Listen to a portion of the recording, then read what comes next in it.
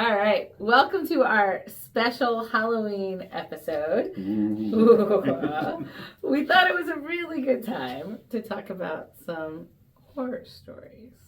Only our take on a horror story may not be what others would think, but I will start with, thinking about the things you just never expect to happen, right? One thing that comes to mind, client of ours, pre-COVID, in the Northeast, lots of tips, really want to be fair to the team, want to make sure my staff's walking home with cash every night. Well, on the cash side, there's, $5,000 withdrawal, $10,000 withdrawal, and the story from the whole management team is, no, it's going to the staff, it's getting tipped out, and we have a log. Then COVID happens, and all of a sudden, we don't have tips going out every night, right? Because we have a lot of people that are either doing to go, they're not, before everyone added tips, right? There really just weren't as many tips in that period of time. And all of a sudden, the story couldn't continue. And over the next few months, it ended up costing the company like $50,000.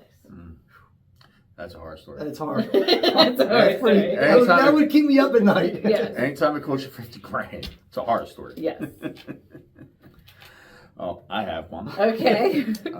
So I was a director for a company. Loved working for the company. It's one of them jobs you have and you think, oh, this is it. My last stop. I'm happy here. And I was with them for quite a few years. And I was a director, so I was had the VP above me, the CEO, a couple of the presidents they had in there. They sprinkled them around everywhere. And one day I go in and they're all gone. No one tells you anything. You don't know anything. Go in, all new people up there, and you get new marching orders. You're not getting fresh chicken anymore. You're not getting fresh vegetables anymore. They're coming in pre-cut. Your chicken's coming in frozen and pre-cut. Well, I don't think that's going to work here. Kind of the opposite of what you Right. And we they did everything right at first. Everything was fresh and it was great. And it was a cult following. If I told you the name, everybody would know. We go, oh my God, they were great. But I'm not going to tell you the name. So they start just talking about the bottom line, which we all love the bottom line. There's nothing better than the bottom line, especially when it looks good, right? But there's got to be a balance. Yeah. You can't just steal from the top line and sink it to the bottom line just because you're trying to make quick profit. The company was not in trouble. Yeah. We were just under $20 a share at the time, which was really good. Yeah. And in 3 years' time, went to under $1. Wow. I don't know. I don't see them anywhere. I don't think there's a one opened anywhere. They tried to save themselves from franchise. Didn't work. And this is the horror story part. It was 4 guys from New York that started it. And I was in one of the restaurants one day, and one of the guys came in, and he said, no, I put that floor down on a Sunday with me and my wife. We came and we put that floor down. What happened was they bumped them out. Because they went public. So once they went public, the 4 guys got voted out. And I felt so bad for them guys. And it was only like 6 months after that was when the whole company fell apart.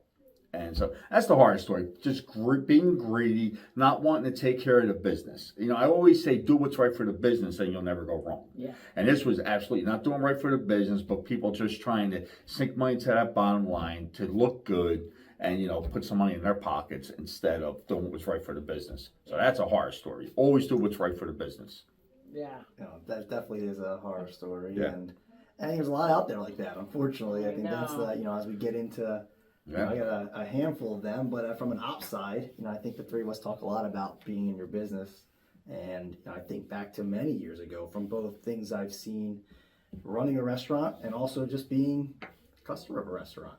I think one of the first things that was super eye-opening to me, I can still remember it being 22, out of college, first restaurant manager job. You go out and have a drink after work, right? Yep. That's not crazy. No, it's normal. And the bartender looks at you and says, this is my special tonight. These shots are $2. Wow, this is great. I love being in the restaurant business. This guy already. Yeah. And the second part was, but you have to pay cash.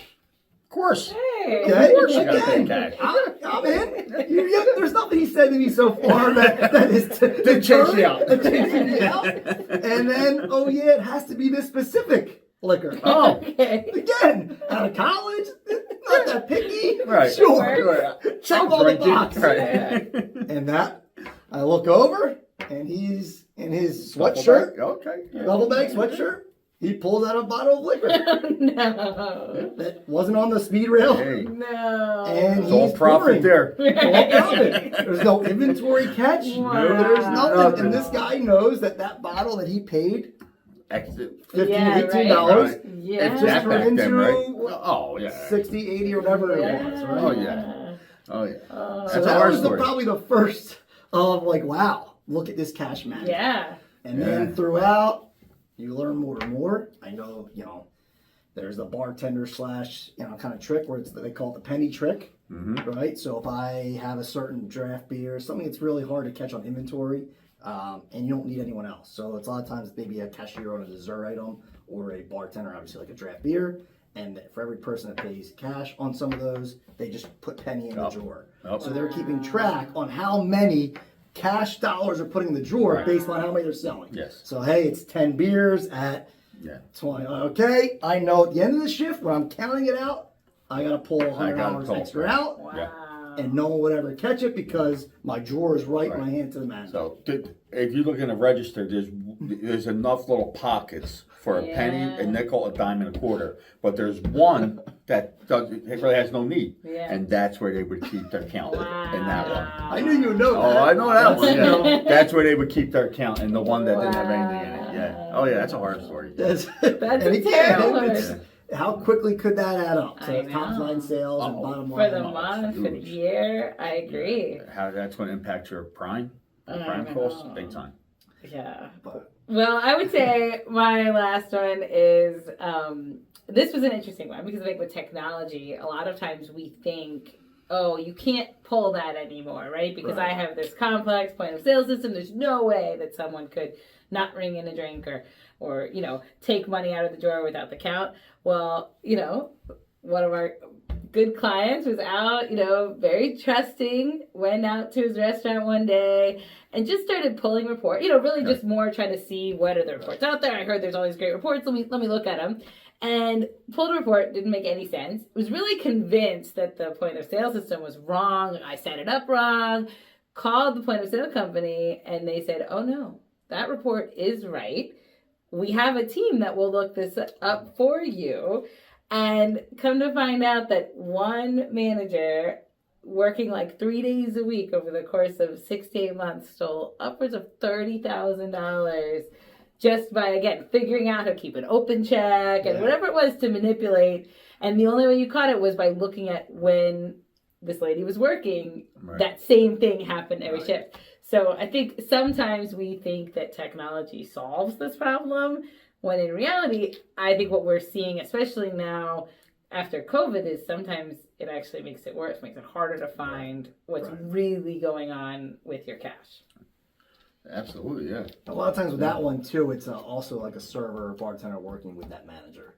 Yes, Usually you're supposed to exactly. track to see, there's all these voids or Yeah, comps on this specific shift. Oh, that's also funny that's the same day that they always work together. Because sometimes the manager needs somebody who's taking in the cash. So that's another one of those. Well, and I think what's so hard with technology is you don't really know, or how many people really know the percentage of discounts that you average, right? Is it 3%? Is it 6%? So you might look at an end of day report and it says you had 4% discounts. Well, is that good? Is that bad? Is that normal? If it's always been 4% and you've always been getting robbed, then 4% looks great. Okay, so 4%, we're running good. Right. You don't know really, what should that be? Yeah. Right? Yeah, it really should be 0. And the difference in the corporate world is you're going up against other restaurants. So if you're Who are running a all the 4%, same, but everyone else is running a 1%, something Red jumps out the flag. table. You get the red But flag. if you don't have that don't know. luxury Right. of... You don't know. Right. Well, and the other part of it is I think this is where I really believe to do it right, it's probably 5 to 10 hours of either your top manager or your owner every week of Right. tracking it, Yeah. of actually pulling the discount detail. Because I actually had a dispute between two owners that were both my clients, and they made me go back into the discount detail and add up with the one that spent at the bar for like the last year. But it was all Right. there It's all if you there. wanted to have it, right? But it's taking the time and being disciplined to actually look and see what's happening. Yeah, absolutely. Personally, I've had them do it every day. Yeah. Because it's a lot faster that way, and I don't let a problem get away from me. I could definitely jump on it quicker and know what's going on. A lot of times initial the report before they leave is or the first thing in the morning, depending on how it runs it. Yep. But they're always assign their comp report. And any red flag you got right away, you're on it, and you nip it in the bud. Because in some of these cases, you let a week go by, you let thousands go. Exactly. Yeah. Exactly. All right. So my next horror story is going to be definitely staffing and how you treat them, right? Because I learned early on in my career, never overlook a problem and never keep a problem just for the sake of having a body. Because if you do, you're just going to have a bigger problem. So I learned that. I worked under a really good manager who kind of groomed me to be a GM. And he actually, he liked this girl, didn't like her that way, but he liked her because she was a tough kid from a bad neighborhood. And, at one time she worked really hard. Gave her a little bit of a promotion, and then all of a sudden she became a problem. And he kept allowing this problem to continue and continue and continue to where the whole staff became a problem. Because now she had them all following her. Yeah. And I learned real fast after that I will not ever keep a problem. Because I'd rather get rid of that body and work short staff than have this person in the restaurant. And it became so bad that he had to shut the restaurant down for about 2 weeks till he restaffed. It got that bad. And that's not the only time I've heard that. It's happened quite a few times. And that's a real horror story because you didn't only lose sales, you lose customers. Right. Because the customer, I always say it's a routine. People come to your restaurant as a routine. So if you give them a reason to start a new routine, you got a problem. Yeah. It's hard to get them back. Yeah. I think probably my last one, or the bigger ones, is inventory management now. Just because now, right, that's the biggest thing that maybe a handful of years ago, not everybody had access to having an ending inventory and be able to add that numbers back into your P&L. Yeah. Well, I've seen it go bad because with that, as you add more and more numbers in there. Yeah. So let's say you have a manager and they, are taking a bottle of vodka each week, but if they have access to your ending inventory, right. It's an easy fix. It's easy fix. They just add that in there. I mean, unfortunately, I've seen it to the $25,000, $30,000 in liquor that says it was in there. Obviously, it's a busy restaurant that you would miss that, but $30,000 in liquor when it said there was 30 bottles of Absolute. I don't see any in there. How did that get away? Right. And that's so I've seen that be a big problem. Across the board in some of the bigger restaurant companies that have a lot more inventory maybe than a small independent, but something as independents are starting to get into inventory, you really want to look at your overall ending inventory levels and make sure they're not jumping or. I would always, like if we had a bar, once a month the GM had to do the inventory for the bar. Right. Mm-hmm. And then he also once a month had to do the inventory for the kitchen. Yeah. Because normally he's the GM's not. Yeah. But once a month he had to do both. This way he would keep up with stuff like that because that's such an easy way for them to just get over on the company. And if you're not verifying it, that's what they're going to do. Right. Yeah. I agree, and I think sometimes when we have all this pressure to have our inventory counted every week, and not that we shouldn't, but I think we forget on the accounting side, everyone gets so fixated on the cost of goods. There's no way my cost of goods are that high. Are you sure they did the count right? Well, on the flip side, what's your inventory growing to? Because I agree with you. I've seen crazy numbers for inventory. Well, it's because you're putting all this pressure on your COGS to be low and low and low. Well, in the accounting world, there's only one place for it to go, and it's in that inventory bucket. Right. So I think it's being aware of, what is the dollar amount that you should carry. And I think just the awareness that, again, technology is never going to solve these problems. There's always going to be a level of defense that we have to play as business owners, especially in hospitality, and to know your stuff can walk out the door. Right. Or just to be wasted. That was the other part I said in the equipment world where there is a ton of pressure on cost of good percentages. Sometimes it really wasn't even theft. It was just they were just wasting it, and it's easier to add 10 pounds of chicken in than to get better and not waste 10 pounds of chicken each week. Yeah. But, and that's, you know, and this happens across the board. And this is why it's really important to always, you know, if you're running an $8,000 inventory, then it should always be right around $8,000. Yeah. It shouldn't drop. It shouldn't spike. Right. And as soon as you start seeing that is where you have a bigger problem, because now if you have that one person going in once a month to do an inventory and it's still happening, then everybody's in on this. They don't know what's going on. You know? Yeah, so it is something that you have to verify often and not just let them have free reign of. Yeah. There has to be questions asked every time a red flag pops up.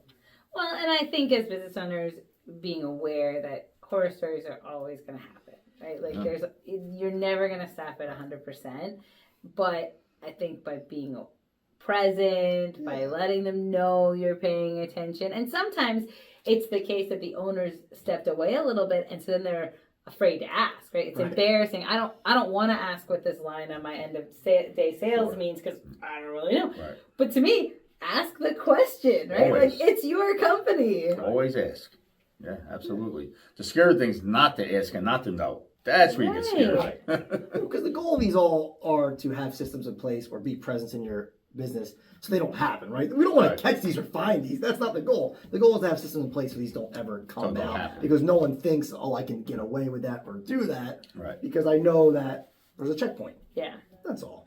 Yeah, and that's where I think the other part, you know, keeping on our Halloween theme is, you know, just like if you're in a horror movie, like trust your gut. Because 9 times out of 10, similar to the Scream guy running behind you with an axe, you probably know what's going on, right? You don't know exactly what's going on, but you have some idea. And I think that gut is very intuitive. I mean, usually when we're looking and we see this a lot, the trends don't lie. And like you said, whether it's, you know, you run a 3% discount, but all of a sudden it's at 6, or, you know, you had a lot of cash and you were cash flow positive and now things are really tight. We can't quite figure it out. Like, something's up. Trust your gut. The Scream guy's right behind you. So that's like being in the movie, the horror movie, and you run right by the running car.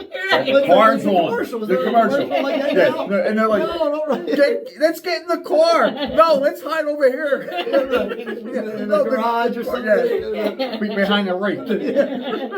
No, get in the car and drive away. Yes, exactly. Yeah, no, and that happens. You know, because a lot of people are afraid. Yeah. And what comes up a lot, too, a lot of owners are afraid of the kitchen. Yeah. They're not good in the kitchen. So the kitchen really gets the run of it, and that's really where you're getting hurt. Yeah. So don't be afraid. Don't be afraid. Trust your gut, get in there, and jump in the running car. Exactly. Thank you for joining us on our Halloween episode, and we will see you next week.